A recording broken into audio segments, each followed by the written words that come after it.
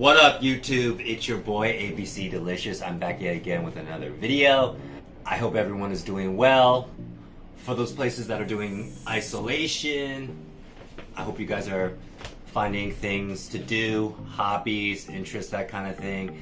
And for those out there where lockdown has been lifted, where you're free to go out and about, I would just say to be very cautious, very aware of what you're doing, and slowly get back into it socially, if you know what I mean.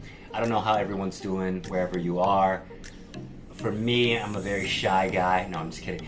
I'm very gregarious, social. I like to go out. I like to interact with other people. It's been brutal these last couple of months, having to self-isolate, etc. But obviously, you got to do what's best for yourself and you and your loved ones. And I wouldn't dare to complain too much, because I know a lot of places, maybe they've had to deal with this situation for a year and a half. If you guys have any suggestions on things that you've done to keep your mind and body occupied, have kept your spirits up, please list it in the comments down below. A recent movie I saw is called Fatherhood.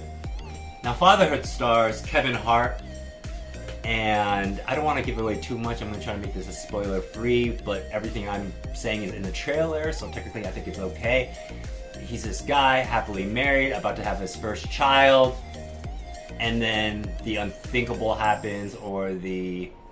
not unthinkable for a movie, but just for life. Basically, his wife passes away during labor, and he's left to raise this child all by himself. So first of all, obviously he's got to reconcile those feelings of losing his beloved wife, and then how does he go about raising this child on his own?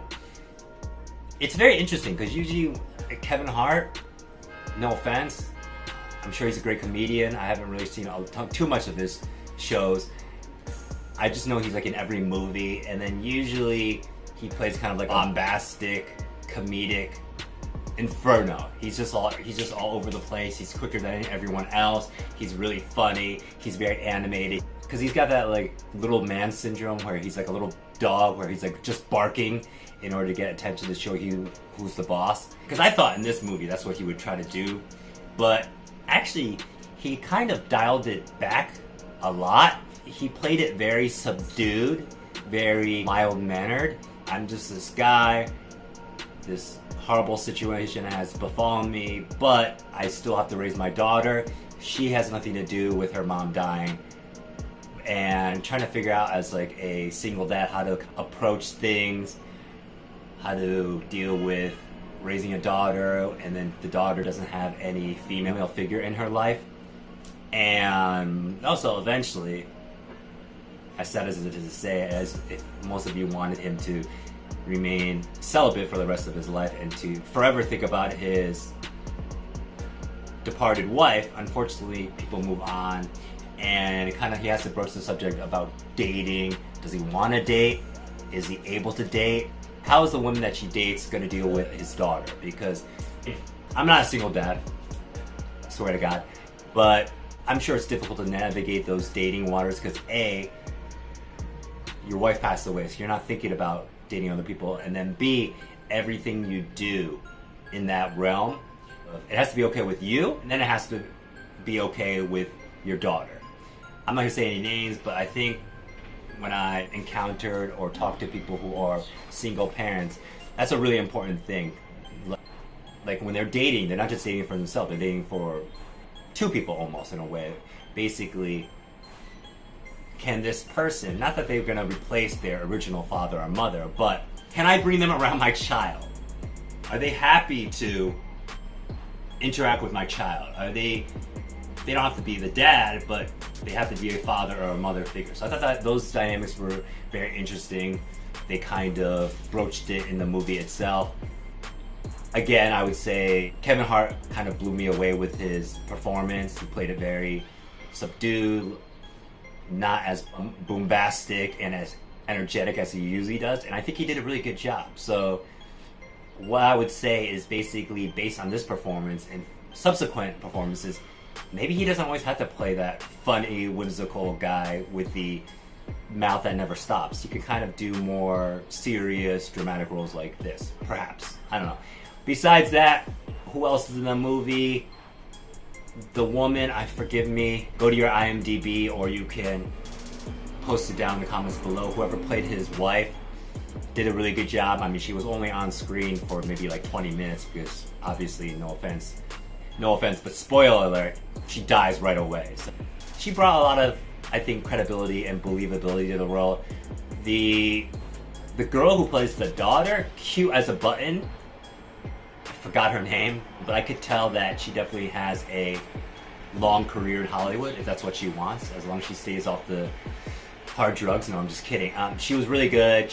She's able to invoke a lot of emotion, from like, hey, I'm as cute as a button, to I want a mom but I don't have a mom, or I only have my dad and I'm jealous of other kids who have both their parents, and I'm kind of missing something in my life. Like, I have a void in my life, if that makes sense. So she did a really good job. People who play the best friend, one guy, he's supposed to be Ukrainian. I don't know the actor's name. He was on that TV show called Barry, which is also a very underrated show, by the way, just to let you know. And Little Ray, who's most famous from Get Out, he's in there. I don't want to say F-boy, but kind of like that best friend. Just wants Matt, played by Kevin Hart's character, to have a good time. Just because his wife's passed away and he's a single dad doesn't mean he can't go out and be social. But I assume if you're a single dad and then you're hanging out with your friends who haven't been married yet and they're always trying to take you to the club or the bar, A, can you do that? Or B, maybe you can't live as wild and vivaciously as you used to, right? And the woman who played the new love interest, I looked up her name, but now I've forgotten it. So again, forgive me. The actress who plays her character did a really good job.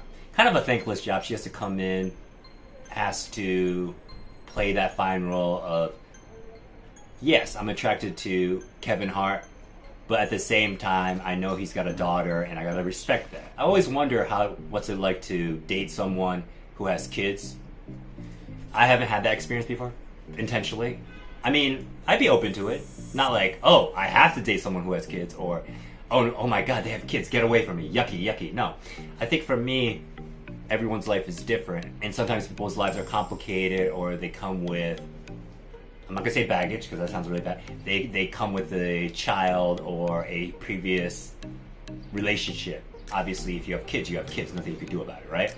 So overall, I think the movie, surprisingly, is very touching. It's able to tug at the heartstrings without being too over the top or cheesy. I've already exalted Kevin Hart's performance. The other characters play their role really well. The woman who plays the mother-in-law, as well as the man who plays the father-in-law, really familiar, but I just don't remember their names. They do really good. You're not ready. Our daughter's dead. We kind of don't blame you, but in a way, yes, we kind of blame you indirectly. It's your fault this happened, and you're not ready to raise up a girl by herself. So we're gonna be kind of watching you, evaluating you. I'm sure there are people out there who have to deal with overbearing parents. If you want to talk about it, then my comments is your confessional. You could post your comments down below about your mother-in-law, your father-in-law, and how you love them or hate them. So I think they had a very thankless job because they have to play, I want to say villain or arch nemesis role, but in a way they have to bring conflict to the movie. I think they did a pretty good job as well.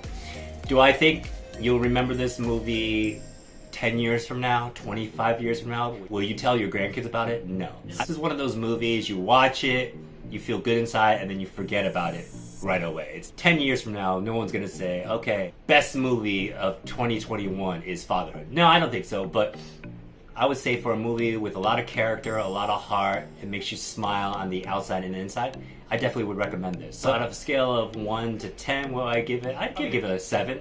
It's really good. The story isn't too complicated, and you identify with the characters, and at the end of the day, you just hope that they can kind of figure it out, resolve things, and have a happy ending, right? So I think that's about it. And again, I wanted to mention that the Egg Banana podcast, which is now a VR cast, is back. So what does that mean? Go check out the YouTube. I've listed it in the comments down below. Basically, starting now from season 2, besides the podcast, which you can listen to, we've also put content on YouTube too, which I think you'll quite enjoy. Basically, it's us and our avatars talking. It's more visually appealing, I guess you could say. So anyway, I think that's about it. So again, if you could please comment, like, subscribe down below. It really helps me out. And until the next video,